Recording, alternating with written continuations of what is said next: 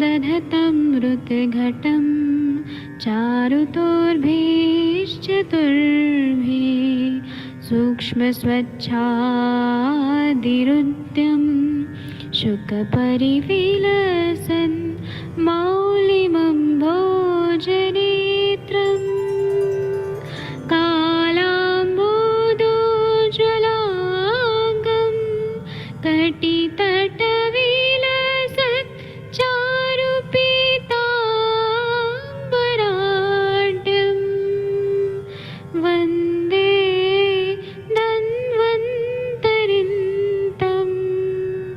निखिलगदमिव प्रौढदावाग्निनीलम्।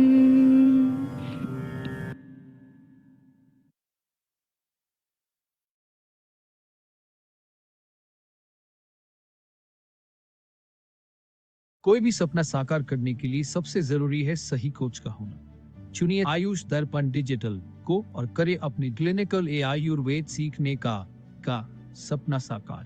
Download the app now.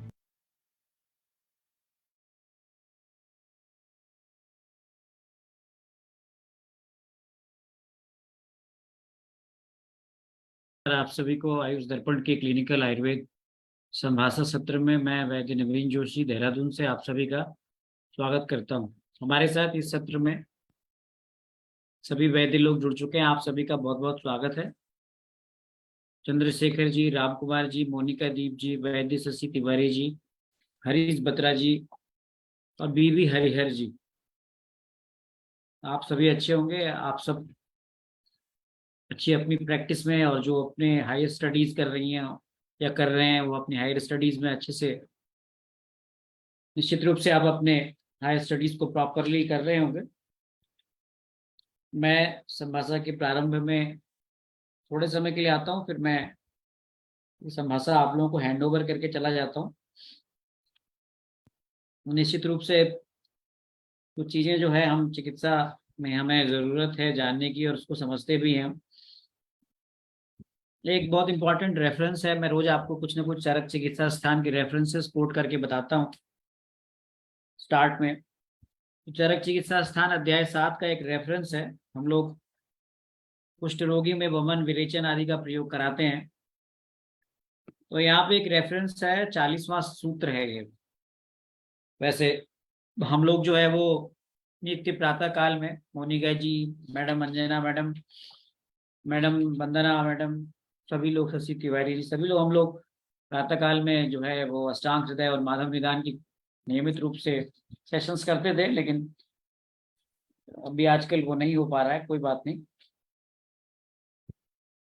लेकिन जो है फिर भी हमें अपने संहिताओं के बारे में थोड़ा बहुत बीच बीच में उस पर चर्चा करते रहना चाहिए। ज़्यादा चर्चा करने से अपनी जो है शास्त्र के जो ऊपर, जो हमारी बुद्धि के ऊपर जो धूल जमी होती है वो हट जाती है।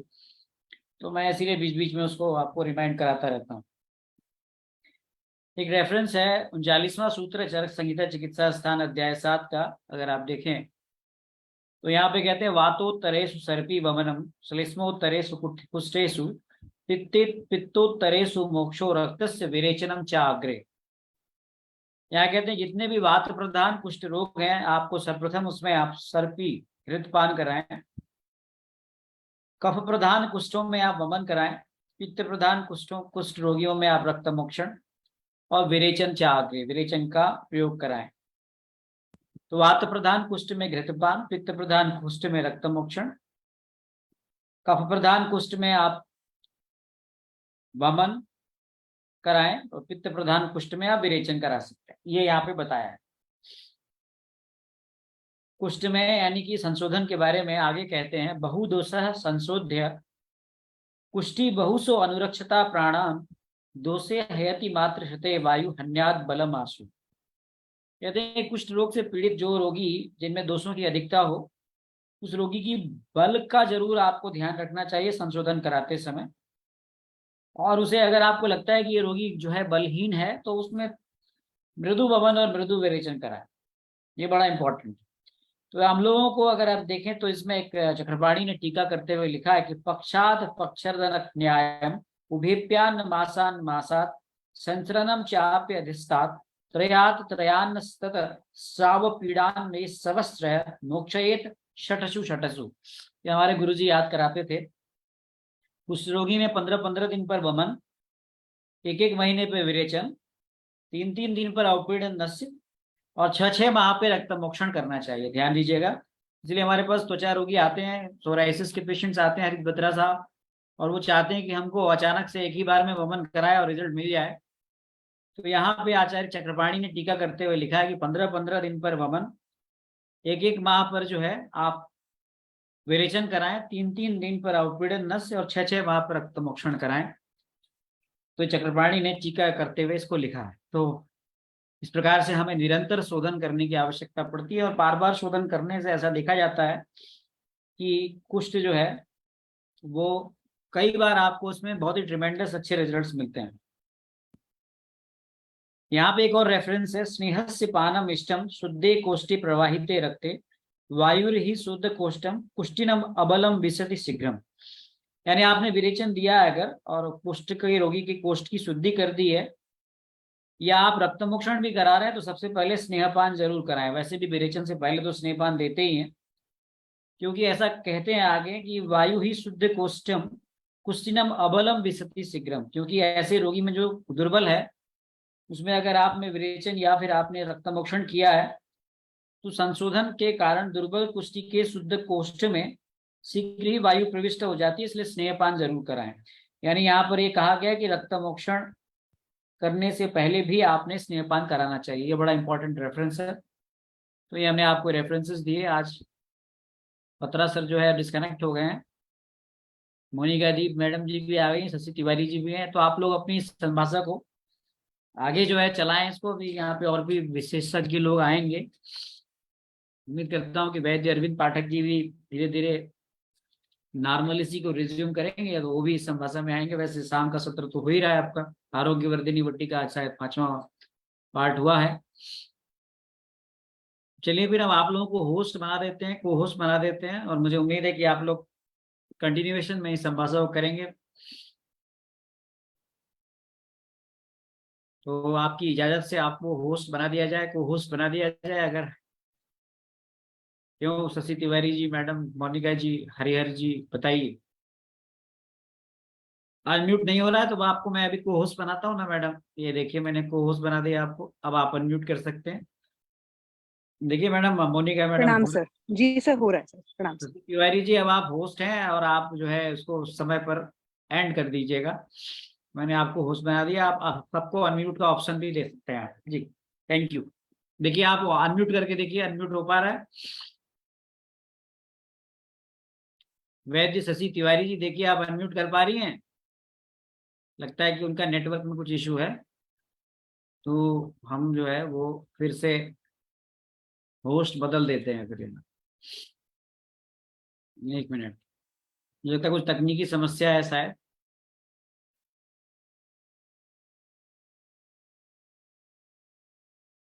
चलिए, आपके तब तक जो क्लिनिकल कोई सवाल है तो आप पूछ सकते हैं। यहाँ पे तमाम सारे वैद्य लोग आ गए हैं, और आप अनम्यूट करके ट्राई कीजिए। मैं एक बार होस्ट चेंज करता हूँ फिर मैं।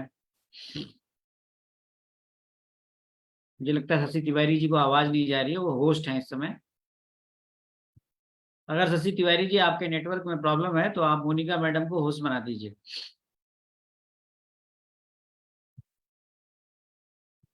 मुझे लगता है आवाज नहीं आ रही है उनको। चलिए मैं इसको दोबारा से।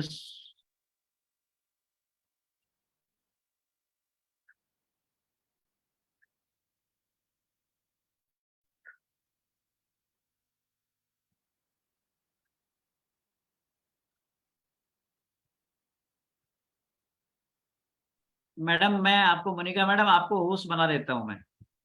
जी सर। मैडम जी आप होस्ट हैं, अब आप इस संभाषा को आगे कंटिन्यू कीजिए। बहुत बहुत जी धन्यवाद। सर। जी सर, प्रणाम सर। आप सभी लोगों का स्वागत है इस संभाषा परिषद में। तो अभी आप कुछ भी अगर अपना केस डिस्कस करना चाहते हैं या कोई अपना एक्सपीरियंस शेयर करना चाहते हैं तो प्लीज कीजिए। आप लोग अनम्यूट कर पा रहे हैं? एक बार करके देखिए।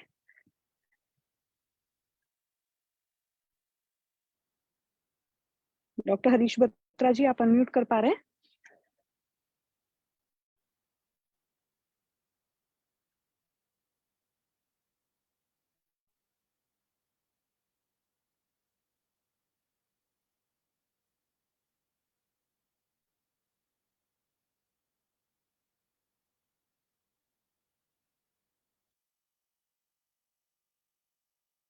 आप सब लोग अब एक बार करके देखिएगा, अनम्यूट कर पा रहे हैं क्या?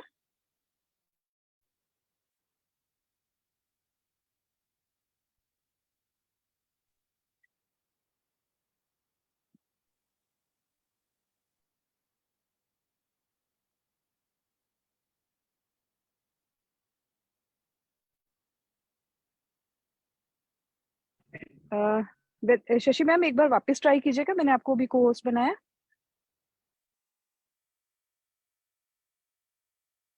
चंद्रशेखर जी कर पाए ना? आपका हो गया था ना अनम्यूट?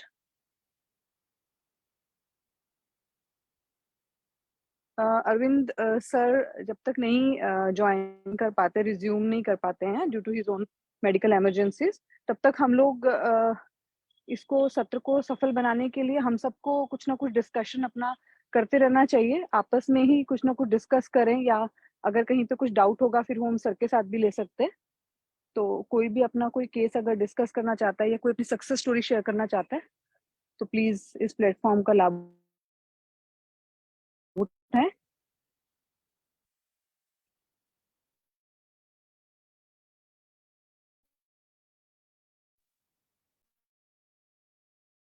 शशि मैम, आप अनम्यूट कर पा रहे हैं? Yes ma'am, good evening ma'am. Yes, अभी हुआ है वो ma'am. Good evening ma'am, host का कैसे जब हैं आप मैम? ऑप्शन जी दिया है आपने तब हो पा रहा है। जी मैम, थैंक यू मैम। हाँ हाँ हाँ, जी मैम, जी मैम। मुझे लगा मैंने आपको बना दिया, पर अभी मैंने चेक किया तो नहीं किया आपको, आप रह गए थे हाँ बनने के होता लिए, है, बाकी अभी सबको हम लोग मैंने को बना इतना नहीं दिया। आता सर, पता नहीं कैसे करते हैं, हो जाता है जब जो करना चाहता है तो। विदाउट जी को जी होस्ट जी ऑप्शन भी अनम्यूट होता है जी ना मैम, जी मैम, जब सब करते हैं। हो जाता है। जी मैम, जी मैम, जी मैम, मैम। Thank you. हम लोग आप डिस्कस, कंडक्ट शशि मैम करो आप अपना सेशन कोई को। अंजना एक्सपीरियंस शेयर मैम ने भी करना ज्वाइन चाहें कर या कोई लिया है। टॉपिक? अंजना मैम को को होस्ट बनाओ मैम। हाँ, किसी टॉपिक पे अगर आप हाँ, किसी टॉपिक पे अंजना अगर मैम आप कुछ कुछ बोलना बताए। चाहें मैम तो वो हम कर सकते हैं। अभी अंजना मैम से मैम कराओ, फिर मैं बोलती हूँ कुछ मिनट में। हो गए वो होस्ट बन गए अंजना मैम, अभी वो अनम्यूट कर सकते हैं। अंजना मैम प्रणाम। हेलो, नमस्कार प्रणाम सभी मैम। लोगों को। नमस्कार, शुभ संध्या। कैसे हैं सब लोग? आप सब बढ़िया मैम, आपको भी शुभ संध्या मैम। और बताइए मोनिका मैम, कैसा चल रहा है आपका पीजी? चल सब रहा ठीक है ना? ठाक, सब पीजी ठीक चल ठाक रहा है? मैम। कहाँ से चल रहा है पीजी आपका? नहीं मैम, मैंने अभी ज्वाइन नहीं किया। अच्छा, ज्वाइन नहीं किया आपने? अच्छा, और शशि मैम, आप कुछ पूछना चाह रहे थे ना अंजना मैम से? नहीं, मैंने कहा कि अंजना मैम ने ज्वाइन किया, अभी आप उनसे वो करो। मैं अभी 5 मिनट बोलती हूँ, क्योंकि मैं जस्ट अभी घर पहुंची हूँ बैंगलोर से। अच्छा आप ठीक है। बेंगलोर से आ रहे हो? अच्छा, हाँ मैम, एक्चुअली बेटे का एडमिशन था तो मैं 23rd को गई थी मैम। प्रणाम मैम। अच्छा उसका अच्छा। एडमिशन करा कर अभी आ रही हूँ। किस सब्जेक्ट के जी लिए? किस सब्जेक्ट के लिए? मैम, उसका हुआ है ASI में, हुआ है इंडियन स्टैटिस्टिकल इंस्टीट्यूट है बैंगलोर में ना, हाँ हाँ। तो वहां पर उसका सिलेक्शन हुआ था, तो वही उसका एडमिशन कौन था सा मैम? 24। कौन सा इंस्टीट्यूट? इंडियन स्टैटिस्टिकल इंस्टीट्यूट है, उसमें वो मैम अच्छा, मैथ इन वगैरह में स्टैटिस्टिकल, रिसर्च ओके। वर्क करते हैं बच्चे। हाँ हाँ हाँ, तो स्टैटिक्स बी का होगा, मैथ कोर्स स्टैटिस्टिक्स का होता है, होगा। बी मैथ या मैथ ऐसे होते हैं सारे। बी मैथ अच्छा ऑनर्स, अच्छा। तो उसमें हुआ है, तो उसी में एडमिशन कराने गए थे। तो आज का मतलब वापसी थी। ओरिएंटेशन हालांकि आज था, तो मुझे पहले पता नहीं था, तो इसलिए एडमिशन करा कर और भी जो फॉर्मेलिटीज थी, हॉस्टल हॉस्टल वो सब सारा काम करा कर आ गए हैं। तो देखा जाएगा, अलग टाइप का है बढ़िया मैम, कांग्रेचुलेशन। मुबारक हो थैंक मैम कांग्रेचुलेशन। आपको। थैंक यू थैंक अच्छा बच्चा काम। ठीक से पढ़ाई यू। करके आए। करो, ठीक है। मैं जस्ट अभी पहुंची हूँ घर एक्चुअली। ठीक है जी आप। मैं बीच में बोलूंगी मैं। अभी अंजना मैम हाँ, कुछ बताएंगे, गृहिणी रोग का मैम बहुत बढ़िया हाँ। बताते हैं, गायनी का तो बताते ही हैं। तो मैम कुछ बताएं, किसी को अपनी कोई पूछना हो अंजना मैम से तो लोग पूछ सकते हैं। हाँ बस अंजना मैम, मैं मेरे को ये पूछना था, एक ना पीसीओडी का पेशेंट है, उसको थोड़ा हल्का कॉन्स्टिपेशन का प्रॉब्लम था, तो उसको मैंने वर्णादि कषाय, चंद्रप्रभा आरोग्यवर्धिनी और कुबेराक्षवटी कुमारयास और प्रतिकर पाउडर, और प्राइमरी इनफर्टिलिटी भी है। तो पहले मैंने दीपन पाचन दिया था उसको, क्योंकि वो एक्चुअली दूर रहती है, तो एक साथ सारी मेडिसिन लेके गई थी बाद की भी। तो अभी उसने वो सब ऑलमोस्ट 2 महीने से वो ये खा रही है। पहले 15-20 दिन उसको मैंने दीपन पाचन दिया था। तो अभी मैम उसको ना पीरियड्स एक बार आए, नॉर्मल आए। मतलब पहले उसको हिस्ट्री थी कि उसको 2-2 महीने के गैप पे पीरियड्स आ रहे थे और स्कैंटी मेंस्ट्रुएशन थी, और साथ में फेशियल हेयर वगैरह तो नहीं था, बट हेयर फॉल था, वेट गेन था, ये था। और अल्ट्रासाउंड में पॉलिसिस्टिक ओवेरियन डिजीज जो है वो डायग्नोज हुआ था। तो मैम जी उसको दीपन पाचन देने के बाद ये सब मेडिसिन शुरू की साथ में, क्योंकि उसने वो दूर थी, तो उसने बोला मेरे को इनफर्टिलिटी का ट्रीटमेंट भी आप साथ ही स्टार्ट कर दीजिए। तो मैंने फल सर्पिस और पुष्पधन वारस उसको देना शुरू कर दिया था। तो मैम अभी उसका फोन आया लास्ट वीक, उसको ना पैरों में स्वेलिंग है बहुत ज्यादा, पिटिंग एडिमा है एंकल से नीचे। और मैंने उसके बेसिक टेस्ट करवाए, सीबीसी, केएफटी, यूरिन रूटीन करवाया, तो वो उसके सभी नॉर्मल है। एक हीमोग्लोबिन 9 ग्राम है, बाकी सब कुछ नॉर्मल है उसका। तो मैम एलएफटी भी सही है, लीवर फंक्शन एलएफटी टेस्ट। नहीं करवाया मैम, मैंने केएफटी करवाया था, मुझे था कि किडनी का एक कुछ बार हो सकता है। एक बार एलएफटी लिपिड प्रोफाइल करा लो, और एचबी भी इसका कम ही है ना, एचबी भी कम है, और मे बी कि वो हाइपोप्रोटीनेमिक में तो नहीं है। कई कॉज होते हैं ना, अगर स्वेलिंग है तो मे बी कि वो मैम उसको हाइपोप्रोटीनेमिक। हाइपोथायराइडिज्म की हिस्ट्री है, 0.25 mcg वो लेती थी पहले, तो ये उसकी हिस्ट्री है। तो अभी तो नहीं ले रही है वो, मतलब हाइपोथायराइडिज्म नहीं अभी चल रहा है उसका, हाइपोथायराइडिज्म का भी चल रहा है। तो मैम आपको क्या लगता है कि ये स्वेलिंग की क्या रीजन रहा होगा? किसी मेडिसिन से हो सकता है क्या? एक्चुअली वही मैंने कहा ना, आपको इसमें थोड़ा सा लीवर फंक्शन टेस्ट करा लेना चाहिए, है ना। नहीं तो उससे ठीक है, कंफर्म हो जाएगा कि लीवर क्या, प्रोटीन का स्टेटस क्या है ना, स्पेशली प्रोटीन का स्टेटस देखना पड़ेगा। और ठीक है। हीमोग्लोबिन भी यूरिन उसका रूटीन नॉर्मल। नॉर्मल था मैम, हाँ यूरिन अच्छा, रूटीन नॉर्मल था उसका, वो मैंने कराया था, हाँ, हाँ जी। हाँ, यूरिन आरएम ठीक है, लेकिन उसमें हमको एचबी पर भी कंसंट्रेट करना होगा। एचबी जो है ना वो बहुत अच्छा नहीं है, क्योंकि जिस एज के हिसाब जी, से आप बता रहे 9 है, तो वो हाँ हाँ, एनीमिया कॉज होता है सर उसका, है ना, ठीक है। हाइपोप्रोटीनेमिया, अभी मैम दूर रहती एनीमिया। है ना, तो अभी मैंने उसको हाँ, वहीं पे ही बोला है कि तू अभी कुछ आयरन के कैप्सूल वहीं से ले ले और वो कंज्यूम करने शुरू कर दे। अभी मे बी अनदर 15 डेज में उसकी मेडिसिन यहाँ से जाएगी, तो तब मैं उसको फिर पुनर्वा मंडूर वगैरह कुछ ऐड कर दूंगी। हाँ वो अभी तो ठीक आ मैंने उसको, जाएगी। पहले उसको बोल दीजिए कि बहुत देर तक खड़ी ना रहे, या जैसे कभी कभी ना पेशेंट बच्चे लोग हैं जो भी उनका अपना कार्य ऐसा होता है कि पैर लटका के बैठना नहीं है, पैर ऊपर करके रहना है, वो जो हम लोग बताते हैं उसको सब हाँ बता वो तो दीजिए। बता दिया मैंने, हाँ, और हाँ थोड़ा वो तो बता दिया था मैंने। नित्यानंद रस और गोपचू चूर्ण ऐड कर दिए, गोपचू की टेबलेट आती है, ओके, मॉर्निंग अवर में एक एक गोली खा लेगी तो इजी हो जाएगी। ठीक है सर, ठीक है, वो शुरू कर दूंगी। ठीक है मैम, एक बार एलएफटी और करवा लेती हूँ। ठीक है मैम, हाँ, हो जाएगा तो अच्छा रहता है। हाँ ठीक है मैम, ठीक है मैं करा लेती हूँ। और मैम कोई आप अपना केस कुछ, अगर कोई सक्सेस स्टोरी आपके पास तो बहुत सारी होती है मैम, बताएं। एक्चुअली सब चलता रहता है, मैं कोशिश करते रहते जी, हैं, तो पेशेंट तो हैं, आते रहते हैं, और कुछ ना कुछ, जब इतने सारे पेशेंट देखिए तो कुछ ना कुछ मिलता रहता है, और उसी पे कार्य चलता रहता है, आप लोग के साथ शेयर होता रहता है। जी पेशेंट मैम, है, अभी एक पेशेंट फिर आई थी, उसको वही प्रॉब्लम है। एक तो अभी पेशेंट चल रही है, उसको अभी 2 महीने से वो ट्रीटमेंट ले रही थी, मई से वो ट्रीटमेंट ले रही थी मेरे पास। तो उसको फिर जब जून में उसको कुछ एक दिन का ओवरड्यू हुआ था, प्रेगनेंसी टेस्ट पॉजिटिव, कॉन्शियस बहुत थी वो। और उसके बाद जी, जैसे ही उसको प्रेगनेंसी टेस्ट पॉजिटिव हुआ, फिर उसके बाद उसको 4 या 5 डेज के बाद मेंस्ट्रुएशन स्टार्ट हो गया। तो फिर ओह ओके, उसको बोला गया कि यूएसजी कराया गया, तो वही वही आया कि उसको कंसेप्शन हुआ था, लेकिन जो ब्लीडिंग हुई तो रिटर्न प्रोडक्ट और प्लेसेंटा बचे थे थोड़ा सा। प्लेसेंटा में से वो लिखते रिटर्न प्रोडक्ट्स ऑफ कंसेप्शन। तो फिर ओके, वो मेडिसिन से ही पंचकोल चूर्ण है, दशमूला रिष्ट है, पंचतीर्थ है, नागरशुंठी, सौभाग्यशुंठी, इस तरह से देख के उसको ठीक किया गया। फिर उसको टेस्ट कराया गया, तो फिर वो टॉर्च वगैरह पॉजिटिव थी। तो उसको समझाया भी गया कि आप टॉर्च के ट्रीटमेंट पहले थोड़ा सा आप प्रॉपर करो, थोड़ा।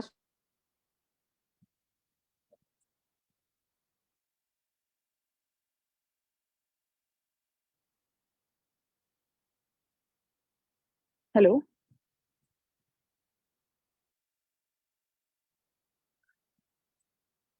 हेलो मैम, आवाज नहीं आ रही। मैम आप आपकी लोगों को आवाज आवाज आ रही है क्या मेरे? मैम आपकी आवाज मैडम आ की रही नहीं आ है, रही ना? अंजना मैम की नहीं आ रही। वो नेटवर्क इशू होगा कुछ। नेटवर्क का कुछ इशू, हाँ जी मुझे वही लगता है।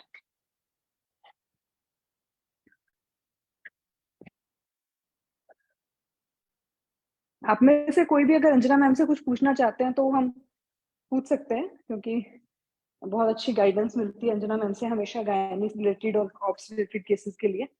तो इसका हमको पूरा पूरा भरपूर फायदा लेना चाहिए अंजना मैम की प्रेजेंस का जब भी वो आते हैं। हरिहर सर प्रणाम। प्रणाम।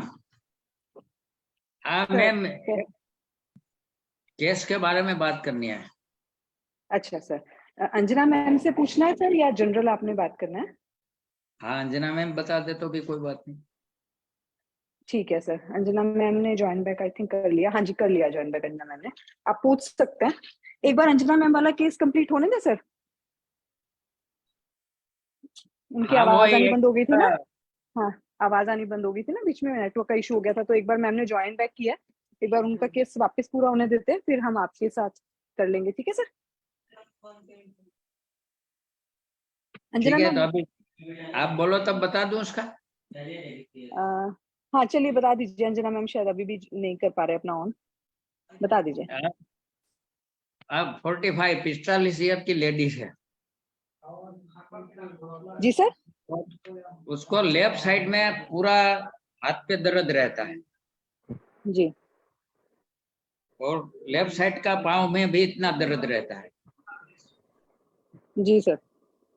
हाथ की उंगली है ना, वो उसमें कभी खालीपन लगता है। खाली पर लगता है सर?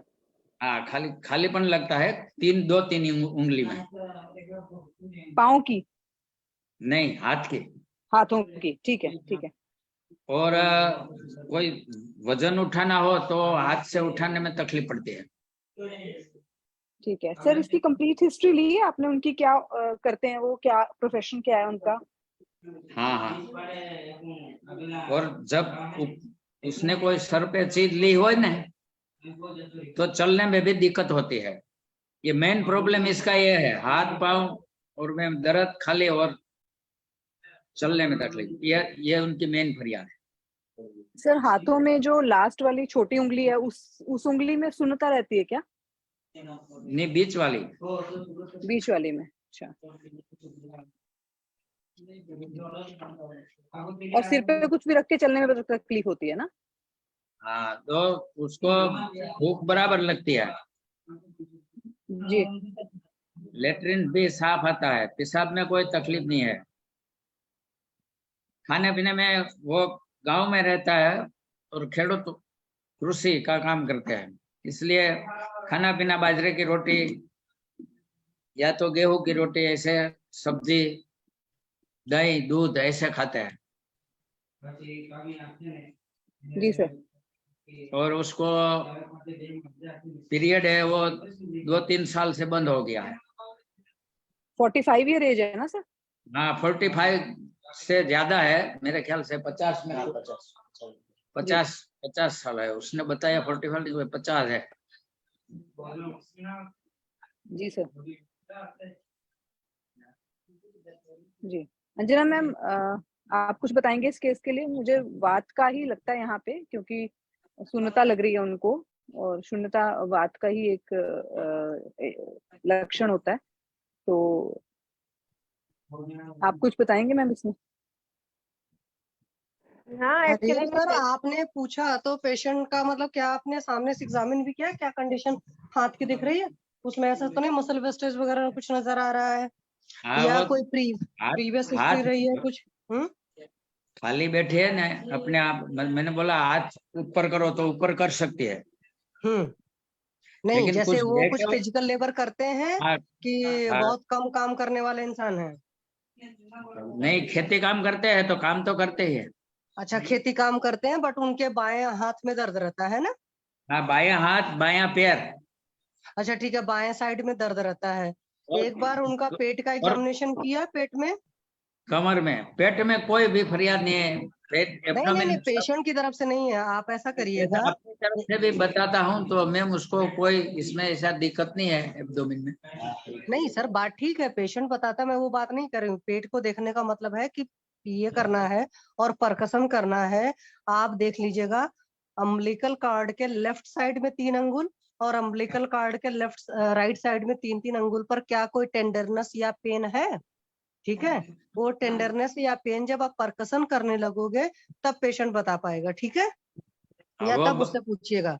मैंने और वहां पर जब दर्द तो परकसन पूछा करेंगे था, तो मैंने पूछा कि यहाँ दुखता है, यहाँ दुखता है, तो बोलते हैं कि नहीं कहीं भी और कोई दर्द नहीं है। और जो मैंने आपने बताया ना वो सर से तकलीफ है, सर से हाथ में, हाँ, कमर में वो मैं और समझ पाँव में। गई, लेफ्ट हैंड साइड में उसके दर्द है। अगर मैं पंचभौतिक सिस्टम में लूंगी तो ये स्किन के साइड में प्रॉब्लम है, तो इसमें इसको क्षार टाइप की औषधियां जो हैं थोड़ी सी, वो उस तरह की चीजें चलेंगी, जैसे वरांगा क्षार वगैरह भी दे सकते हैं।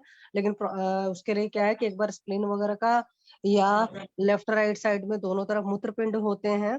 In the case of female right side का होता है, in the case of female male जो होता है लेफ्ट साइड का होता है, तो वो थोड़ा सा देखना होता है। चलो उन चीजों को छोड़ो, आप सिंपली ये करा सकते हो। एक तो कोई भी वात शामक तेल का सर उनको बोल दो मालिश करने का, जैसे आप बला तेल का भी करा सकते हो। महानारायण तेल में रसोन को पकाकर अपने पास से दे सकते हैं, या महानारायण तेल को खुद उसमें रसोन का पाक कर लेंगे लहसुन डाल करके, तो बहुत बढ़िया काम करेगा। तिक्त उससे मालिश करेंगे तो तेल जो होगा और वात शामक द्रव्यों से तो वात का शमन करेगा और उस एरिया का ब्लड सर्कुलेशन को भी चेंज करेगा। हाँ और जी। साथ में एक दीपन पाचन लोमन में एक हिंगवास्तक चला लो।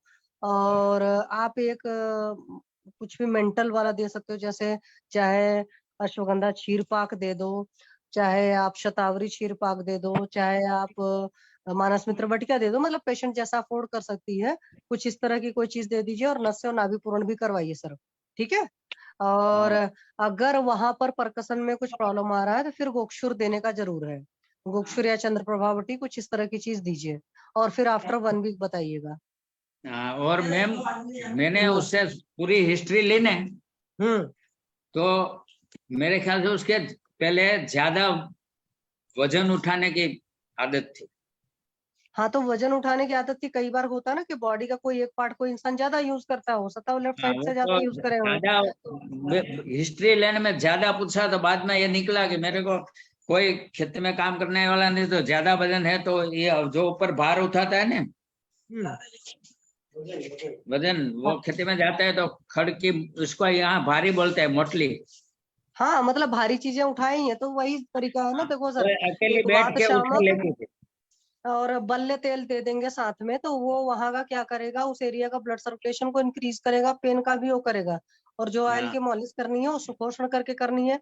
पंखे की हवा नहीं चलती रहेगी, पहली बात है ख्याल रखना। मतलब निर्वात में करना है मालिश, कि डायरेक्ट पंखे की हवा या कोई हवा नहीं लगनी चाहिए, वो आपको याद होगा। और मालिश करने के बाद भी डायरेक्ट पंखे की हवा में नहीं हाथ को रखना है, कि पता चला पेशेंट ने मालिश किया तुरंत आकर के पंखे की हवा में बैठ गया, है ना? क्योंकि उधर भी हाँ। गुजरात का भी वेदर अभी ह्यूमिड ही होगा, गर्म सा ही होगा, जो मेरा मानना है। तो उन चीजों का उसका ख्याल रखवाइए। जी सर। एक MRI रिपोर्ट है, पढ़ दूं? हाँ, एमआरआई रिपोर्ट वगैरह है, आप पढ़ दीजिए, ग्रुप में डाल दीजिए, सारी चीजें कर दीजिए। बट मेरा तब पर भी मानना है सर, एक दीपन पाचन लोमन के साथ में ये करा लीजिए। चलिए आप सर पढ़िए please. Spondylolysis with grade anterolisthesis of L4 over L5 vertebral body is noted. Sir L4 sir L5 में क्या सर्वाइकल है? सर्वाइकल में भी होगा सर, कुछ सर्वाइकल में भी होगा, और लंबर में। वो नोटेड बताया है। अच्छा, नोटेड स्केलेरिज्म बताया तो ओके। Vertebral noted. और जो हाँ, तो दूसरा सर आप वहां पर ये करो, कटी बस्ती करो, ठीक है? वो से बढ़िया रिजल्ट आएगा। साथ में इसमें गुल्फ मरम कराइए पेशेंट का, गुल्फ मरम से रिजल्ट आएगा। लेफ्ट साइड के सारे ही मरम करने हैं पहले, और फिर राइट हैंड साइड का, मतलब हाथ पैर के सारे मरम करने पड़ेंगे। तो मरम का स्टिमुलेशन कराएंगे, और साथ में कटी बस्ती कराइए। और आपको दीपन पाचन उन्मूलन देना ही देना पड़ेगा, क्योंकि मान लो तिक्ति क्षीर बस्ती देना चाहते हो या कुछ इस तरह की चीजें देना चाहते हो, तो जब तक उसके लिए अग्नि बहुत अच्छी नहीं रहेगी तिक्ति क्षीर बस्ती नहीं दे सकते हो। और लंबर रीजन वगैरह में कुछ भी प्रॉब्लम होगा, तो जैसे मान लीजिए नॉट बन रहा है, डिस्क बल्ज हो रहा है, कुछ इस तरह की तकलीफ आ रही है, तो तिक्त क्षीर बस्ती बहुत बढ़िया काम करती है। बट उसके लिए अग्नि बहुत अच्छी होनी चाहिए, भले वो वर्किंग है मतलब हाँ, काम भूख करते हैं पूरी खेत बस्ती में। हो, अग्नि तेज हो तो ही पित्त फिर बस्ती दे सकते हैं ना। हाँ, तो इसीलिए मैंने कहा तो आप कटी बस्ती तो लोकल में कर सकते हैं। और सर एक काम और करा सकते हो पेशेंट को, पारिजात का काढ़ा पिलवाइए सुबह शाम, ठीक है? हाँ, 10-10 पत्तियां, नहीं और तो शुरुआत चाहो तो उसका 5-5 एक पत्तियों रिपोर्ट का और भी पढ़ लूँ। हाँ, पढ़ लो please. Interior list this is diffuse disc bulb and immigration failure facet hypertrophy resulting into compression of bilateral exiting nerve roots. Sir आप ऐसा करो, ग्रुप में डाल दो, पिक क्लिक करके आप ग्रुप मैम में डाल डिस्क दो, ठीक है बल्ज है, सर? डिस्क बल्ज है और वो कंप्रेशन हो रही है, नर्व की कंप्रेशन हो रही है, एक्सटीरियर हाँ नर्व्स तो की कंप्रेशन हो रही है, ये पढ़ा है सर ने अभी तक, वो हाँ, L4 L5 में। हाँ, तो वही तो लंबर का इसमें है तो लोअर लिम्ब हो रहा है इफेक्ट, और सर्वाइकल भी होगा मैम साथ में, क्योंकि अपर लिम्ब भी हो रहा है इफेक्ट। तो हाँ, वो भार कहीं पर उठाने भी की पूरा वो है। क्षतज, हाँ कुछ भी आघातज वात व्याधि है ये बेसिकली, जो समझ में आ रहा है। तो इसमें सहचरादि कषाय बहुत अच्छा काम करेगा मैम, लेकिन वही है कि हाँ पहले जी, हाँ दीपन जी। पाचन करवाया जाए, है ना, हम्म और उसके बाद सहचरादि कषाय और साथ में कटी बस्ती वगैरह की जाए, योगराज गुग्गुल हम्म, दिया जा सकता है, साथ में आरोग्यवर्धिनी दिया जा सकता है इसके अंदर। हाँ जी, हाँ जी दशमूलारिष्ट और मैम। बलारिष्ट बहुत अच्छा काम करता है मैम, नर्व्स को अच्छे से टोनिंग करता है और स्ट्रेंथ भी देता है, तो हाँ वो जी, हाँ बहुत जी। अच्छा काम करता है इसके अंदर। और जैसे आपने बताया मर्म वो कर सकते हैं, उत्पीड़न कर सकते हैं, मर्म को हम वो कर सकते हैं, उसको स्टिमुलेट कर सकते हैं, सो वो हेल्प करेगा। और तिक तिक शीरवस्ती डेफिनेटली एक बार दीपन पाचन हो जाए तो मैम तिक तिक शीरवस्ती बहुत अच्छा काम करेगी। नॉर्मल मात्रावस्ती भी कर सकते हैं, लेकिन कट्टी वस्ती से शुरू करके जब थोड़ा आराम आने लगे फिर मात्रावस्ती, और दीपन पाचन भी अच्छा हो जाए तो फिर मात्रावस्ती पे जा सकते हैं। एक बार अंजना मैम से भी सुन लेते हैं वो क्या कहते हैं। अंजना मैम आ गए हैं जी मैम। जी मैम, अंजना मैम।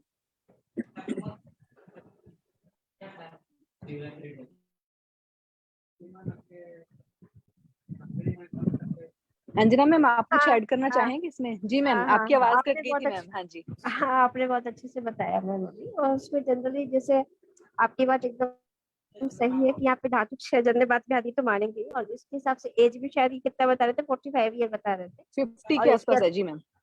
मीनोपॉजल भी है ही है, बता रहे हैं, तो इसका मतलब यही है कि धातु क्षय हो रहा है उनको। और मीनोपॉज भी एक बहुत बड़ा कॉज होता है, क्योंकि ऑस्टियोपोरोसिस या कहीं भी जो घनता होती है हमारी अस्थि घनता, वो कम होने लगती है ड्यू टू एस्ट्रोजन हार्मोन। और कुछ पेशेंट बहुत बहुत ज्यादा इसमें सेंसिटिव भी होते हैं।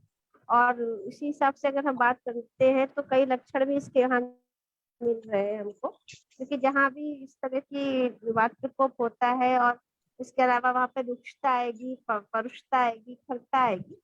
ये बता ही रहे कि पेशेंट को एकदम जो है सुनता आ रही है, या पेशेंट जो है अच्छे से हाथ से भी सामान नहीं उठा पा रहा है। और जो उसकी रिपोर्ट हमारे पास आई है उसमें भी लगभग इसी तरह से दिख रहा है। तो यहाँ पे सबसे पहले हमें लगता है कि जो भी हम इसमें चिकित्सा करेंगे, तो हम अभी आप जैसे बता ही रहे हो सबके, हम लोग को स्नेहन करना ही पड़ेगा। स्नेहन के बिना हमारा काम ही नहीं चलेगा यहाँ पे। तो सबसे पहले जो हम करते हैं, अगर लोकल अगर हम देखना चाहते हैं या धातु क्षय जन्य की चिकित्सा करते हैं, तो इसमें हम बाह्य और आभ्यंतर दोनों तरह से स्नेहन कर सकते हैं। और इसमें नारायण तेल, बला तेल का स्नेहन किया जाता है तो बहुत अच्छा फायदा करता है। अगर वेदना ज्यादा बता रहा है पेशेंट, तो हम विषगर्भ तेल को भी बाह्य स्नेहन कर सकते हैं। उसका मतलब थोड़ा जैसे संवाहन टाइप में, कि जैसे हमने वहां जहां इनको पीड़ा बता रहे हैं वहां पे लगा के, संवाहन मतलब धीरे धीरे धीरे धीरे नर्व को स्टिमुलेट करते हुए हम उसको वहां पे लगाएंगे। और इसलिए इसमें सबसे पहले जो है जहां तक विषगर्भ तेल की बात है, उसमें दो तरह से कर सकते हैं हम। अगर एरंड पत्र ले लें, या फिर हम जो अपना निर्गुंडी पत्र ले लें, या मदार पत्र ले लें, या हम जो ये 4-5 पत्र जो भी हम लेते हैं, जो पत्र हमको मिल जाते हैं, उसको हम विषगर्भ तेल में उसको आराम से पका सकते हैं। पका के पोटली स्वेदन भी उससे किया जा सकता है। और दूसरी बात है कि उस पत्रों को भी हम यहाँ विषगर्भ तेल से सेक के उसको सिकाई कर सकते हैं। इसके अलावा जो है यहाँ पे हम जनरली पेशेंट को थोड़ा सा दर्शांग लेप भी लगाया जा सकता है। और इसके अलावा समटाइम्स जो बताया गया है वो दारू हरिद्रा, और इसमें जो है दारू हरिद्रा के साथ थोड़ा सा रक्त चंदन और स्फटिका मिला के भी लेप करने से फायदा मिलता है। और कई कई जगह पे जो हमारे और साथी लोग हैं वो यहाँ पे रक्त मोक्षण का भी काम करते हैं, या रक्त मोक्षण से भी कभी कभी लाभ मिल जाता है। वो लेकिन कपिंग जो रक्त करते हैं मोक्षण मैम, मैंने नहीं किया है, कपिंग, लेकिन वेट कपिंग करते हैं जो, पेट कपिंग भी करते हैं या केवल जो है हल्का सा शिरावेधन भी कर सकते हैं। जो मेन सबसे टर्निंग पॉइंट होता है, या वहां पे जैसे मान लीजिए कटी में ये बता रहे हैं, जी और कटी से जाके अगर क्यूबाइटर का भी, या क्यूबाइटर के अलावा यहाँ पे जो हमारे एंकल की वेन होती है, इससे भी शिरावेधन करने से इनको आराम मिल सकता है। क्योंकि ये चीजें आई हैं, शास्त्रों में आई है, लेकिन मैं यहाँ पे होती तो मैं जनरली एरंड भ्रष्ट शरीर की, है ना, या फिर एरंड भ्रष्ट शरीर की, या फिर ज्यादा होगा तो गंधर्व हरित की, इन दोनों को मैं दे सकती हूँ। क्योंकि इससे सबसे पहले मुझे वायु का जो है अनुलोमन करना है। और जी इसके अलावा यहाँ पे जैसे आपने बताया, तो महाराष्ट्र क्वाथ का भी काम बहुत अच्छा रहेगा। या जैसे हम लोग जी कहते हैं एकेटी कहते हैं, एकेटी में भी हम इसमें अमृता गुग्गुल है, किशोर गुग्गुल है, इसमें से यूज कर सकते हैं। या फिर एक जो है जनरली इसमें जो आहार भी जो बताया जाता है कि बहुत ऐसा, जैसे सर भी बताते थे अक्सर, याद करिए कि लहसुन की चटनी, बाजरे की रोटी है ना, उसमें झट लगा के, या पंचतीर्थ झट का भी सेवन करा सकते हैं। और हम किसी भी आरगवत चूर्ण के साथ करा सकते हैं, या फिर पंचकोल चूर्ण के साथ करा सकते हैं, या हम पंचकोल चूर्ण 500 mg, आरगवत 500 mg, पंचतीर्थ झट के बाद हम रासनादी पात उसका रूपांतर से पिला सकते हैं। समटाइम्स जैसे थोड़ा सा ये बता रहे हैं कि बहुत ज्यादा वायु का वो है, और हमको लगता है अग्नि अग्नि ज्यादा मंद नहीं है, अगर अग्नि ठीक ठाक है तो कहीं ना कहीं यहाँ पे इस तरह से अगर औषधि को यूज करेंगे तो समीर पन्नग का भी रेस्पॉन्स मिलता है, या बात गजानकुश का, या व्रतवा चिंतामणि का। इस तरह की एक कोई ना कोई अगर हम रस धातु मतलब रस औषधि देंगे तो हमें इसका असर मिलेगा। और अगर हम मीनोपॉजिटिव पॉइंट ऑफ व्यू से देखेंगे तो हम शताब्दी कल्प दे सकते हैं, है ना, योगराज गुग्गुल जैसे आपने बताया, या महायोगराज गुग्गुल आपने बताया, अश्वगंधा रिष्ट वगैरह। तो इस तरह से देखे, और एकाश्रमण कल्प सुबह हम उसके रसायन काल में देखे पेशेंट की एक बना सकते हैं कि थोड़ी स्थानीय चिकित्सा और थोड़ी इसकी वायु का अनुरोमन करते हुए, दीपन पाचन करते हुए, और थोड़ा सा रसायन चिकित्सा तक पहुंचेंगे तो उसमें हमें इफेक्ट मिलेगा। जी मैम, थैंक यू मैम, आपने पूरा कॉम्प्रिहेंसिव बताया, पूरा औषध से लेके आहार व्यवस्था तक पूरा बताया आपने। तो हरिहर सर, आपको गाइडेंस मिल गया होगा। इसमें एक चीज का ध्यान रखना पड़ेगा, जो मैम ने भी बोला कि जो लोकल आप एप्लीकेशन करोगे ऑयल का, उसमें बहुत ज्यादा प्रेशर अप्लाई नहीं करना है। जैसे मैम ने बोला संवाहन करना है, मतलब हल्के हल्का उसको प्रेशर देना है, बहुत ज्यादा प्रेशर वहां पे नहीं देना है। इस चीज का बहुत ध्यान करना पड़ेगा जी, हल्के हाथ से। और दूसरा जो मैम ने बताया कि दीपन पाचन करना है, अगर उसकी अग्नि अच्छी है तो हम शुरू से रस औषधि भी दे सकते हैं, ताकि उसको जल्दी उसका रिजल्ट नजर आए। अदरवाइज शुरू में आप 10-15 दिन का सर एक बार दीपन पाचन देके, आरोग्यवर्धिनी वगैरह जो भी आपको हिंगवाष्टक चूर्ण जैसे मैडम ने बताया था, अभी शशि मैम ने, उस तरह से कुछ भी आप देके, और उसके बाद फिर आप रस औषधियां और बाकी की दवाइयां शुरू कीजिएगा सर। और खाने पीने का सर बताइए, बाजरे की रोटी वो आप बता ही रहे थे कि खाती हैं, साथ में उनको लहसुन की चटनी जैसे मैम ने बोला वो आप शुरू करवा सकते हैं। घी जरूर साथ में लें ताकि वायु बढ़ ना पाए। बाजरा भी ड्राई होता है, रुक्ष होता है, तो वो घी का सेवन उसके साथ बहुत जरूरी होता है सर। हाँ तो मैम उसका रिपोर्ट MRI का भी मैं इसमें भेज दूंगा। हाँ, ग्रुप और में डाल दीजिए, ग्रुप में डाल दीजिए। हाँ, ग्रुप में डाल देता हूँ, और लाइन ऑफ ट्रीटमेंट बता दीजिए मुझे पूरी। जी जी सर। Thank you ma'am. तकदीर जी सर, प्रणाम सर। तकदीर सिंह जी, आपने हैंड रेज किया। हेलो, नमस्ते मैम। हाँ नमस्ते सर। Hello ma'am.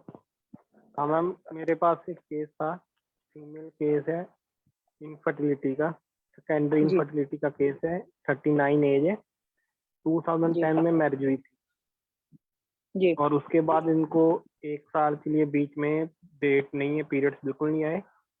फिर इन्होंने कोई एलोपैथिक ट्रीटमेंट लिया था, और उसके बाद इनको 2014 और 2019 में 2 बेटियां हुई हैं सिजेरियन के साथ। जी और इनको जब मैंने आयुर्वेदिक जो अपना डायग्नोस हम करते हैं उसमें इनको आया था कि इनको एक तो ग्रैनी दृष्टि थी, क्योंकि इनको एसिडिटी, ब्लोटिंग और कॉन्स्टिपेशन तीनों का इशू था। जी उसके अलावा मैम इनकी जो पल्स थी उसमें थोड़ा सा आ रहा था कि इनकी बॉडी में ना पित्त की दृष्टि बढ़ी हुई है। और जब मैंने इनसे पूछा था कि, फिर उन्होंने बताया था कि इनको वातज, पित्तज और ग्रंथज दृष्टि है, योनि व्यापक। तो उसके भी सिम्टम पूरे मैच कर रहे थे। फिर मैम जी। इनको एक तो था कि सर्वाइकल का साथ में इशू था और हाथ पांव सोते थे, और 5 दिन के लिए पीरियड्स आते हैं और दिन में 2 पैड बदलने पड़ते हैं 2 दिन के लिए। मतलब ब्लीडिंग ज्यादा है? ज्यादा है क्योंकि 5 वातई दिन पित्त तक, थी ना। 5 दिन तक लगातार रहती है, या 1-2 दिन ही ऐसा होता है कि 2 या 3 बदलने नहीं, पड़ रहे हैं, बाकी दिन नहीं? 5 दिन तो रहती हैं, और वो कह रहे थे 2 से 3 दिन कई बार होता है कि 2-2 बार पैड बदलने पड़ते हैं, कई बार 2 दिन, कई बार 3 दिन। ठीक है, और उनको तब ठीक है, वो प्यास तो भी ज्यादा नॉर्मल है। लगती थी, जी। प्यास भी उनको तब ज्यादा हो जाती है, गुस्सा आना शुरू हो जाता है, पेन काफी होती थी, और इनको थोड़ी सी ना इचिंग का भी इशू है जेनिटल के पास में, जी। और इनको लकोरिया की भी प्रॉब्लम है, और इनको स्लीप पैरालिसिस भी होता है।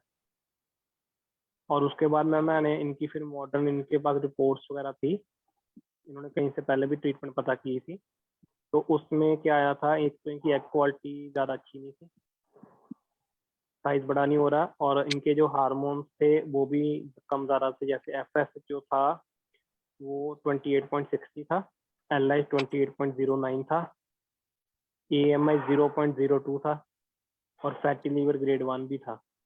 तो इनको मैंने ट्रीटमेंट, इन्होंने मेरे पास अभी प्रॉपर लिया नहीं था, एक बार मेरे पास आए थे अप्रैल में, तब इनको मैंने चंद्रपावटी, आरोग्यवर्धनी, रसपाचक, मेदोपाचक, अभिपत्तिकर चूर्ण, क्षीरबाला तेल नशे के लिए, और साथ में कैस्टर ऑयल दिया था।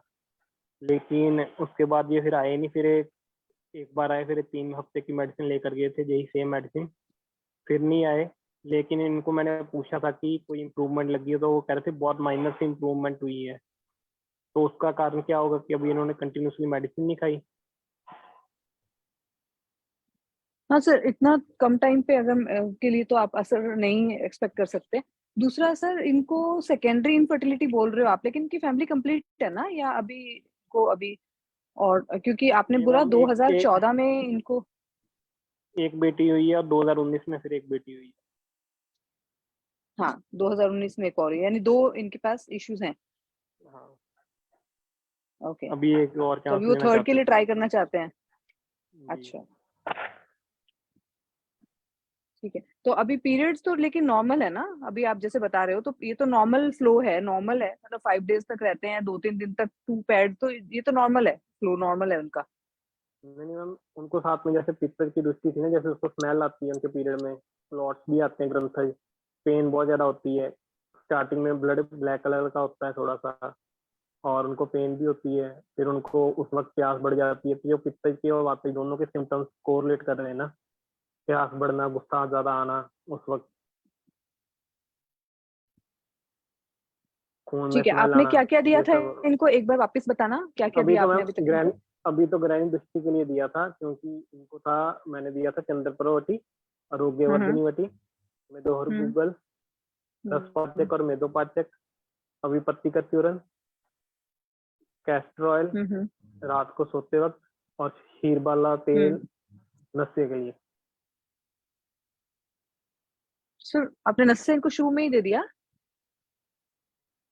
वो मैम क्योंकि ये और कह रहे क्या थे सोच के कि दिया नस्से आपने? हाँ। नशे, मैम ऐसे मैंने प्रॉपर नाक में सीधा डालने के लिए नहीं दिया था, मैंने सिर्फ हम्म। ये कहा था कि अभी आपने अपनी फिंगर पे लगाकर ना नोज के अंदर लगाना है, बस इतना ही।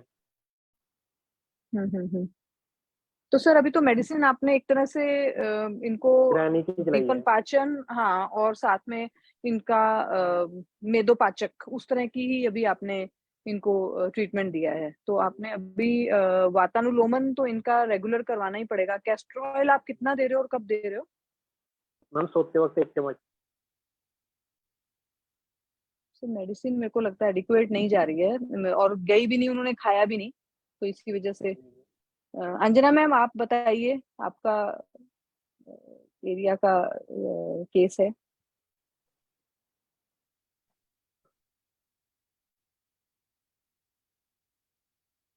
अंजना मैम, आप हैं? आप अनम्यूट कर पा रहे हैं ना? शशि मैम, आप बता दीजिए अगर आप हैं तो। हाँ जी सर। सॉरी मैम, हाँ जी मैम। अंजना मैम आ गए, हाँ जी, एक मिनट। हाँ मैम बताएंगे, बेटर बताएंगे। मैम का नहीं सुन शशि लेते हैं, मैम हाँ, आप, क्योंकि शशि मैम नहीं आप नहीं, ऐसा बताइए। बैटर की बैटर तो डेफिनेटली बताएंगे ही, कोई लेकिन वो नहीं, उनका शशि मैम आप नेटवर्क बताइए, बीच आप बीच में वो हो जाता है ना मैम का। हाँ हाँ जी।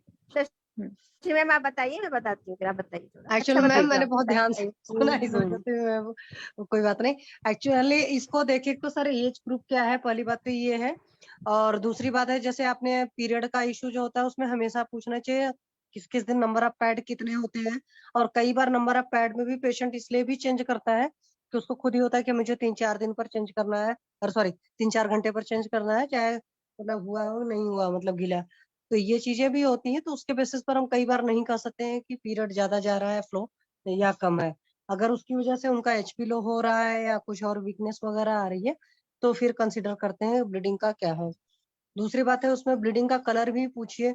ब्लीडिंग के कलर के साथ में उसमें क्लॉट वगैरह भी पूछना, क्या ब्लैकिश कलर वगैरह तो नहीं रहता है, ये नहीं चीजें हैं। मैम, हाँ ये है, स्टार्टिंग में कह रहे कि पहले ब्लैक आता है पहले दिन, उसके हाँ, बाद रेड हो तो जाता है, अगर लेकिन ब्लैक आ रहा क्लॉट्स तो आते समझ हैं। लो कि वात दोष की दृष्टि तो ऐसे ही हो गई, है ना। हाँ क्लॉट्स भी आते हैं तो ग्रंथक भी होगी। हाँ, तो ये पूरा जो कफज ग्रंथि वाला फॉर्मूला है, अष्टांग हृदय शारीर 3 में शायद मोस्ट वाली दे रखा कफज ग्रंथि वाला, तो ग्रंथि रज फॉर्मूला आप वो भी अभी मैम चला सकते लेकिन हो। उनको ग्रैनी दृष्टि भी थी ना साथ में, अभी मैंने हाँ, तो ग्रैनी ग्रहणी दृष्टि दृष्टि की तो बताई। देखिए हर केस में रहेगा। कहने को भले नजर नहीं आता, कई बार पेशेंट बता देते हैं, कई बार नहीं बताते हैं, क्योंकि अगर पाचन की विकृति होगी तभी कोई भी विकार होंगे, पहली बात है। दूसरी बात है कि जब आपने कहा कि पीरियड की प्रॉब्लम हो रही है, चाहे क्लॉट्स हो रहे हैं, चाहे ब्लैक कलर हो रहा है, चाहे कुछ और है, या उसकी मतलब शुद्धि है कि नहीं, उसको ऐसे भी दे सकते हैं। अगर गर्म पानी से वॉश किया और क्लीन हो जाता, दाग नहीं पड़ता, तो भी शुद्ध आर्थो है, अदरवाइज अशुद्ध आर्थो है।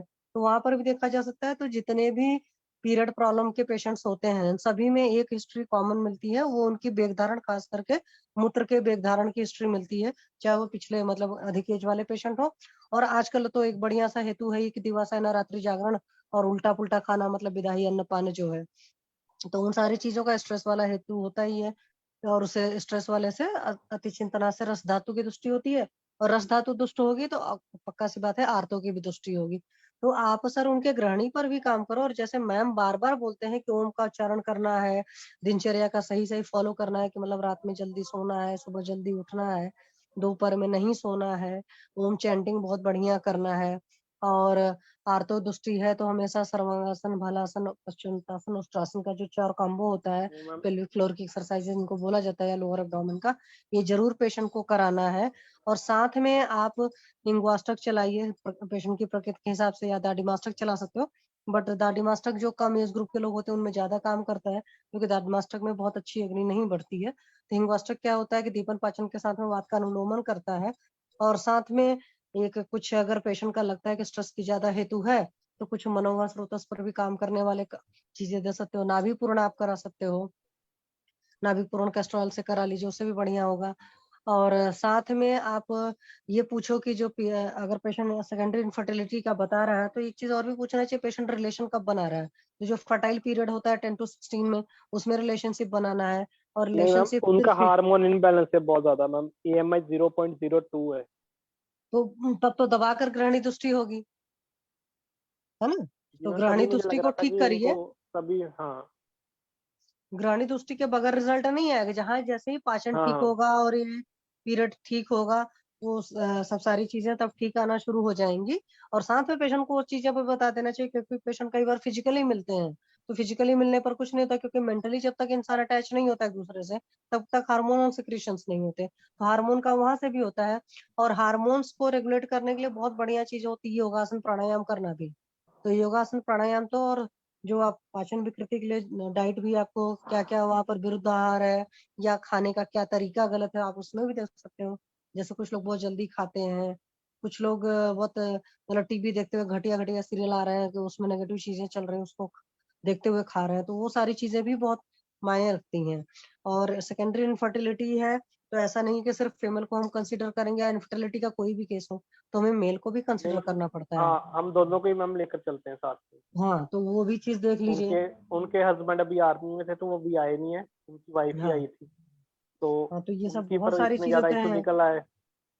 तो सर इसमें तो अभी तो स्ट्रेस उनकी का खुद हेतु की, अपने आप ही मिलेगा। हस्बैंड वाइफ है, अगर हस्बैंड आर्मी में है और दूर रहते हैं, तो अलग सा ही एक मतलब स्ट्रेस तो होता ही होता है ना। जी जी। तो ये सब सारी चीजें होती हैं। और अंजना मैम बताएंगे। मैम आप बताएं प्लीज। हाँ मैम। सर इसमें ना आपको अच्छा, ये भी हाँ। बोलना पड़ेगा पेशेंट को ना कि आपको टाइम सीक करना पड़ेगा उनसे सर, कि टाइम से आप कीजिए। मतलब ये नहीं, ये मत सोचिए कि एकदम से 5-10 दिन की दवाई से ही आपको असर हो जाएगा और सब कुछ ठीक हो नहीं जाएगा। मैम, वो मैंने उनको आपको उनको बता एक्सप्लेन दिया करना है। पड़ेगा। हाँ, उनको एक्सप्लेन करना पड़ेगा इतनी सारी चीजें बिगड़ी हुई हैं और टाइम लगेगा उसको ठीक करने के लिए, और इतने इतने टाइम के बाद हमें दवा चेंज करनी पड़ेगी। आपका रिस्पॉन्स देखने के बाद कैसा रिस्पॉन्स आ रहा है उसके अकॉर्डिंगली, तो वो आपको पहले प्रिपेयर करना पड़ेगा सर। पेशेंट को ना थोड़ा काउंसलिंग करके उसको प्रिपेयर कीजिए पहले, ताकि वो जल्दी से एकदम से निराश होकर दवाई छोड़े नहीं, और आपको भी रिजल्ट्स मिले, आपका केस भी सक्सेसफुली आप ट्रीट मैम कर पाओ। काउंसलिंग बहुत करते हैं, जी लेकिन मैम। हमारे पंजाब में मैम इशू ये है, पेशेंट जितना मर्जी काउंसिल कर लिए, पेशेंट को एक को मैंने सर देखिए, बताया था कि आप आपको। हेल्प वहीं तक कर सकते हैं जहां तक पेशेंट दवाई खाएगा। पेशेंट दवाई नहीं खाएगा फिर आप कुछ नहीं कर सकते, राइट। अंजना मैम बता दीजिए मैम आप भी प्लीज। नहीं मैम, डिस्कशन अच्छा हुआ है सर। इसमें क्या करना है ना, देखिए, एक तो उसका जो आपने बताया एज फैक्टर ना, एज फैक्टर का मतलब आप समझिए कि वो 43 के आसपास पहुंच गई है। 43 का 39। मतलब हुआ, कितना बताया सर आपने? 39 मैम, 39। 39, ठीक है। 39 में नियर अबाउट वो 40 के आसपास मान लीजिए, तो mid peri menopausal age group में पहुंच चुकी है। और जिस जी हिसाब मैम। से आपने आपने बताया कि फॉलिकल जो है उसका वो जनरली पूरा साइज भी नहीं दे रहा है, मैच्योर भी नहीं हो रहा है, ओव्यूलेशन भी नहीं हो रहा है, एएमएच भी कम है, और जिस तरह से जो आपने बताया ये सारी पेरी मेनोपॉजल एज का चक्कर है यहाँ पे। क्योंकि पेशेंट थोड़ा सा लेट हुआ है, लेकिन ये बस एक प्लस पॉइंट है कि उसको पीरियड्स आते हैं। लेकिन पीरियड्स की भी जो क्वालिटी है, वो जैसे भी मैडम बता रही थी, कृष्ण वर्ण है या फिर मात्रा कितनी है, एंडोमेट्रियम थिकनेस कितनी है, इसके बारे में आपको सोचना पड़ेगा। उसका हाइट वेट के हिसाब से उसकी बीएमआई के बारे में सोचना पड़ेगा। थोड़ी सी उसकी दिनचर्या के बारे में भी आपको एक बार उसको जागरूक करना पड़ेगा।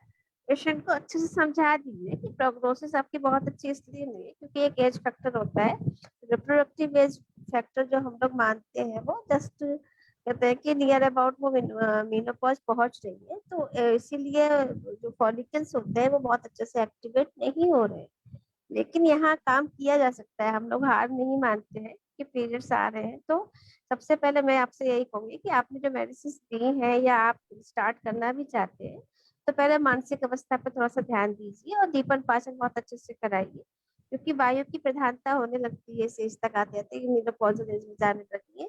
तो यहाँ पर आपको थोड़ा सा स्नेहन के लिए ध्यान देना होगा।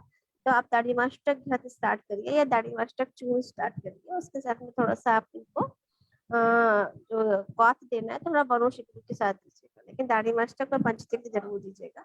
और क्वाथ में थोड़ा बरोश शिकरू क्वाथ स्टार्ट करिए। और जैसे अभी बात हो रही थी, जब लगे पेशेंट को अच्छे से भूख लग रही है और पेशेंट का वेट और हाइट अगर बीएमआई हमारी जो हम मानते हैं मोस्ट प्रोबेबली 25-26 तक से कमी होगी तो अच्छा है, नहीं 24 मैम, तक। ओबीस भी है मैम। हाँ, तो बहुत नेचुरल सी बात है। तो वहां पे उसको थोड़ा सा, जैसे हम यपसत्तू की बात करते हैं, उसकी यप के दलिए की बात करते हैं, त्रिफला चूर्ण के साथ यपसत्तू देने की बात करते हैं। त्रिफला चूर्ण को आप भिगो दीजिए, त्रिफला चूर्ण का क्वाथ बना दीजिए, उसके साथ आप सत्तू, जौ का सत्तू दीजिए, थोड़ा सा पंचहत डाल दीजिए। पहले आपको ये करना ही पड़ेगा, क्योंकि शोधन अगर नहीं होगा तो कोई भी दवा जो है आपको वहाँ सूक्ष्म स्रोतों तक पहुंच ही नहीं पाएगी। और सूक्ष्म मैम स्रोतों ड्रिप से दवा कभी स्टार्टिंग में चला देना चाहिए।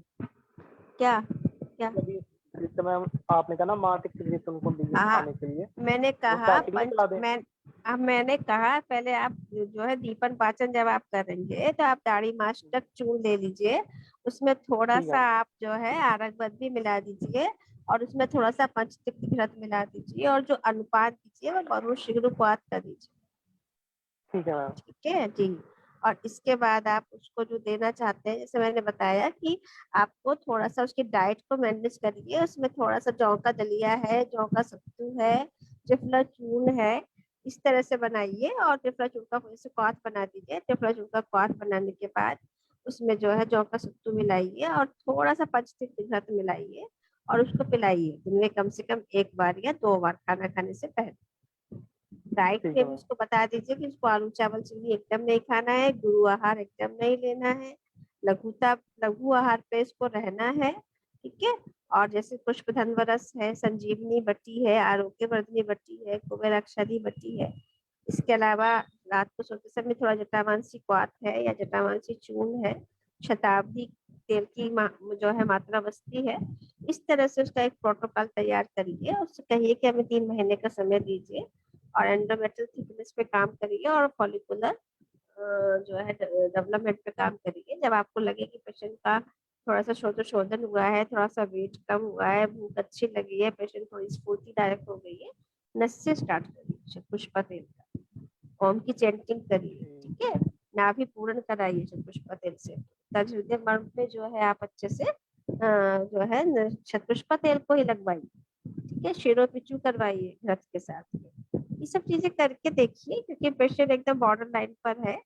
अगर उसको आपको काम करना है, आप काम करिए। हील तो ऊपर वाले को करना है, बाबा धन्वंतरी की कृपा होगी, भगवान धन्वंतरी की, तो जरूर से उसको इसमें सफलता मिलेगी। लेकिन आप प्रोग्नोसिस उसको समझा दीजिए। Thank you. ठीक है तकदीर सिंह जी। और ये मैंने ग्रंथिरज हाँ फॉर्मूला, आप अगर स्क्रीन पे देख रहे हो तो। हाँ मैम, ये मैम मैंने बनाया हुआ है। हाँ ठीक है, ठीक है, ठीक। और मैम एक और चीज पूछनी थी मैंने कि गंधक रसायन वटी से अगर ज्यादा खाने से किसी को पेट में तकलीफ हो सकती है? जैसे दिन में 8 गोलियां खानी हो 125 mg की। सर उसकी डोज, हाँ एक नहीं डोज ही है ये तो उसका 125 mg बोल रहे हो ना आप, तो 250 हाँ 250 हाँ, mg। 8 गोलियां। पेट में जैसे क्या हो रहा है सर, एक जलन ग्राम हो रही है, क्या हो रहा है? दर्द हो रही है मैम। सर बाकी सब उसको एसिडिटी वगैरह इस तरह की हिस्ट्री क्या है पहले? नहीं मैम, पहले उनको ग्रहणी दृष्टि थी तो वो ठीक हो गई थी, उनका टॉर्च का केस था। तो अभी तब मेरे पास कोई और थी नहीं, तो मैंने गंधक रसायन वटी उनको रसायन के तौर पर दी थी। चंद्रप्रावटी और सर आरोग्यवर्धनी वटी। वो चंद्रप्रावटी और गंधक रसायन वटी। बीच में 2-3 दिन बंद करके देख लो सर, नहीं तो डोज रिड्यूस कर देना। हाँ मैम, मैंने उनको यही कहा था, उन्होंने बताया नहीं, ये कभी खाते रहे। मैंने कहा आपने मुझे फोन करके पूछ लेते कि मुझे पेन हो रही है तो मैं मेडिसिन कम करवा देता आपकी। जी बस यही कंफर्म करना था, कहीं उससे तो नहीं पेट दर्द होती है कितनी ज्यादा खाना।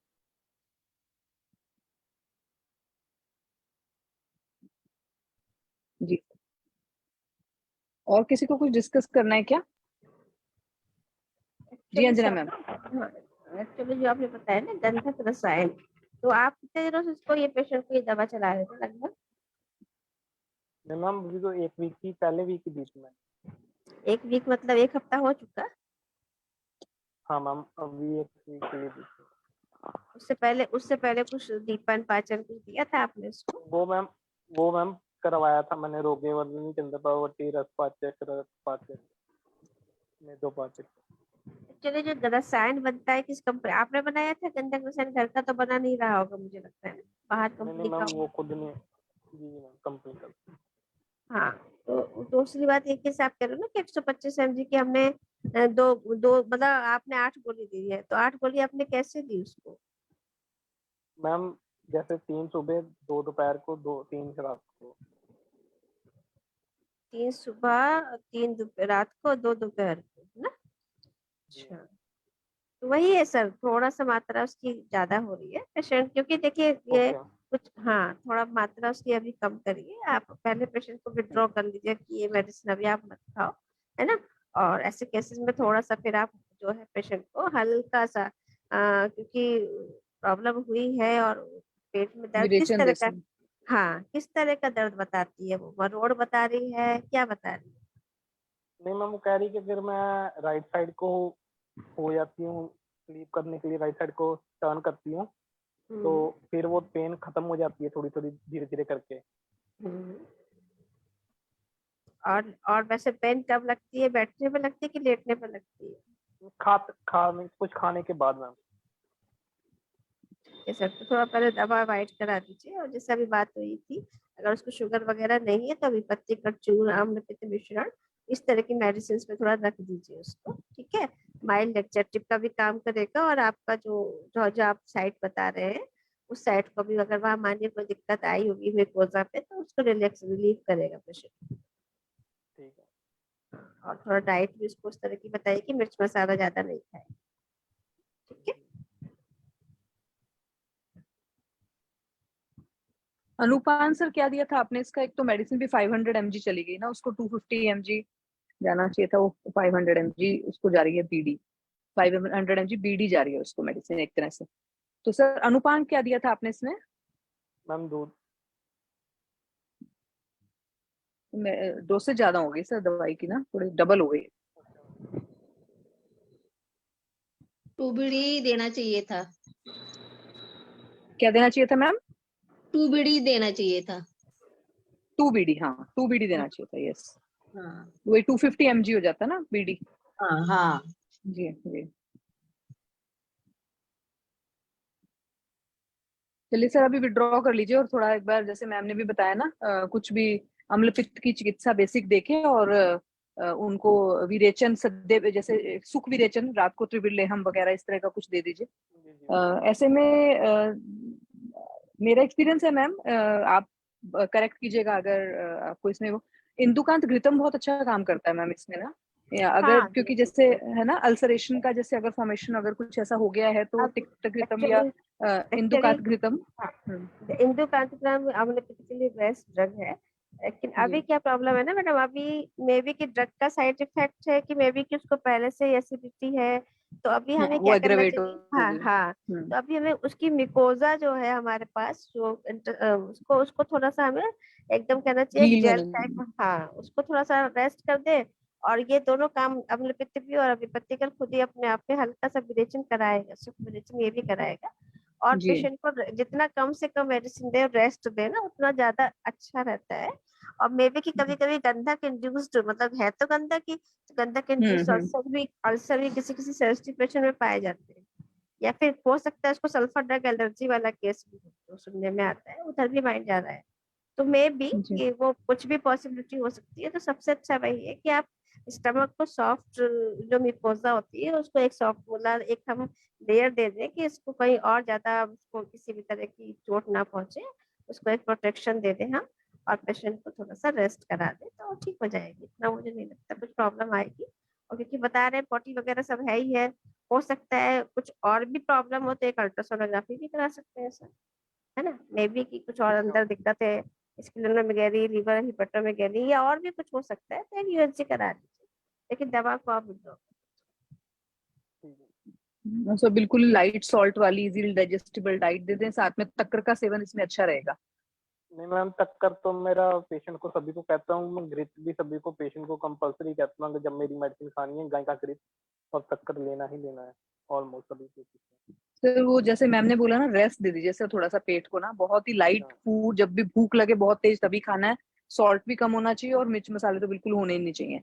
इस तरह से आप उसको करवा दीजिए तो एक बार रेस्ट मिलेगा उसको, कम से कम 1 वीक का रेस्ट तो मिनिमम दीजिए सर, और मेडिसिन विड्रॉ कर लीजिए। हाँ ठीक है। हमारे पास 8 मिनट्स हैं, अगर किसी को जल्दी से कोई कुछ पूछना है तो पूछ सकते हैं।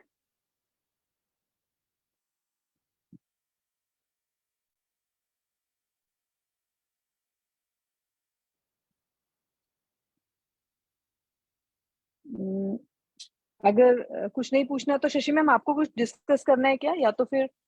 हाँ जी मैम। एक मिनट में, किसी को कुछ शेयर करना हो, अपनी सक्सेस स्टोरी शेयर करना हो तो प्लीज शेयर कर सकते हैं, और मैम से कुछ पूछना है तो पूछ सकते हैं। किसी को कुछ नहीं पूछना है, कोई मैम बात नहीं।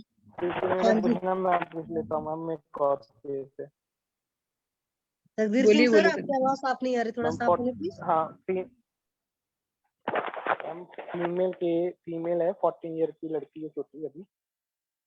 और उनका ना खाना पीना बहुत ज्यादा गलत था, तो उनकी वजह से ना ग्रहणी दृष्टि होगी बहुत ज्यादा। और उनको कभी कब्ज हो जाती है, कभी संग्रहणी हो जाती है, इरिटेबल बाउल सिंड्रोम। और उनकी नाड़ी से दिख रहा था कि उनकी बॉडी के अंदर क्रीमी भी है, और बर्निंग मिचुरेशन भी नाड़ी से दिख रही थी। तो वो मैंने पूछा था कि उन्होंने कंफर्म कर दिया था। और उनको फ्लो काफी ज्यादा हैवी है, और उनका प्रोलैक्टिन जो मुझे लग रहा है वो बढ़ा हुआ है, क्योंकि उनका ब्रेस्ट का साइज ना लड़की का अचानक से, वो उसकी मम्मी कह रहे हैं कि बढ़ना शुरू हो गया है। जैसे वो कह रहे हैं 3 वीक के अंदर ही बहुत ज्यादा बढ़ गया है, 3-4 वीक में। तो और मैंने फिर जब उनके साथ और डिस्कशन की थी तो वो लड़की ने बताया कि उसकी मम्मी और बताया था कि अभी 4 मंथ हो गए उनको पीरियड भी नहीं आया लड़की को।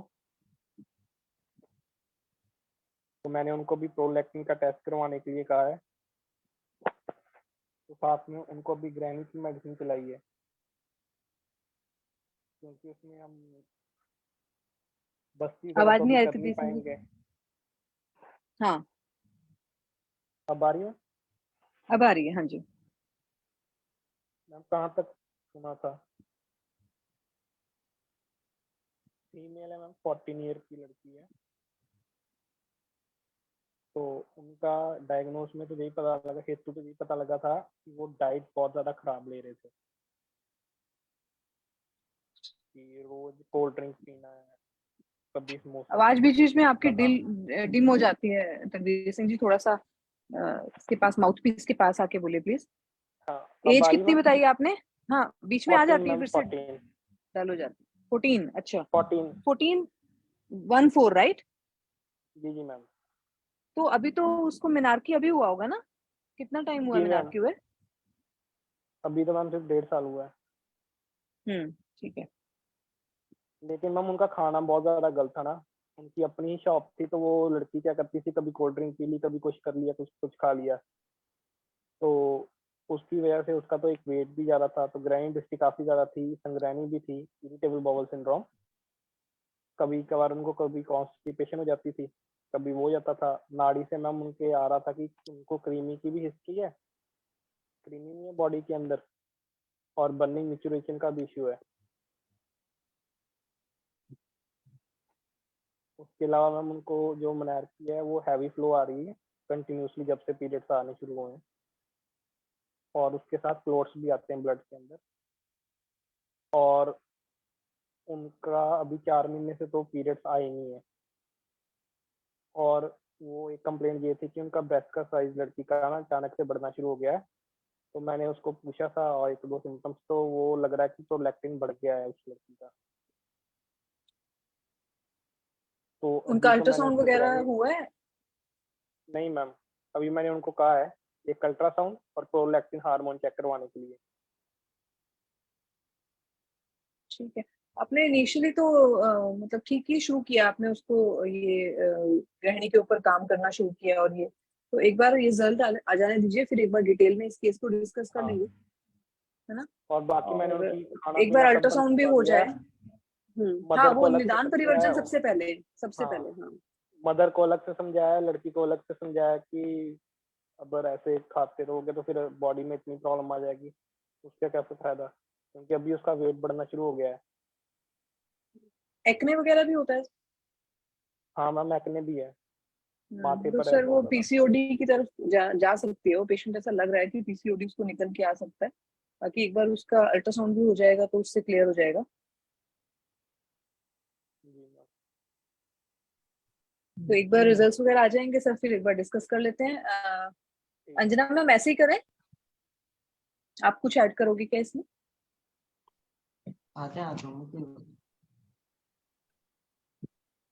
जी मैम, ठीक ही है। पहले पहले डायग्नोसिस ऐसे दूर से नहीं, वर्चुअली नहीं बन पाएगी। सेंसिटिव जी। मैटर भी होता है, तो एक अल्ट्रासोनोग्राफी बहुत जरूरी है।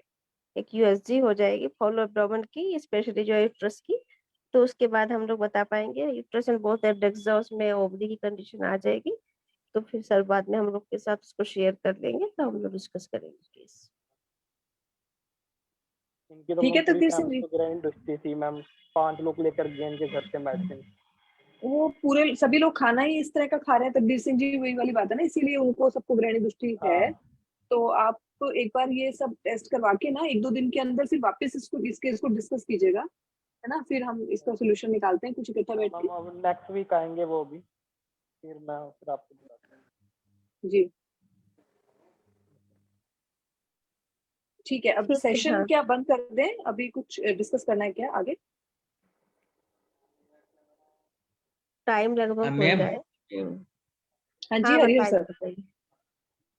हाँ, मैंने सब ग्रुप में भेजा है, ये सभी रिपोर्ट उनका सब हिस्ट्री, और सब आप मिलके उसकी लाइन ऑफ ट्रीटमेंट बताए। जी जी सर। अब देख लेना, अभी भेज दिया है सब। ठीक है सर, ठीक है। हाँ, कल बताए। प्रणाम। प्रणाम सर, प्रणाम। Anjana Thank you, ma'am session बंद कर दें? जी मैम, जी मैम। ठीक है अब मैम, ठीक गुड है मैम। नाइट, शुभ रात्रि। Good night. या Good thank you night. Shashi ma'am, thank you everyone, thank you. Thank you ma'am, good night ma'am, प्रणाम मैम। प्रणाम मैम, प्रणाम प्रणाम सभी को, शुभ रात्रि। आपको भी।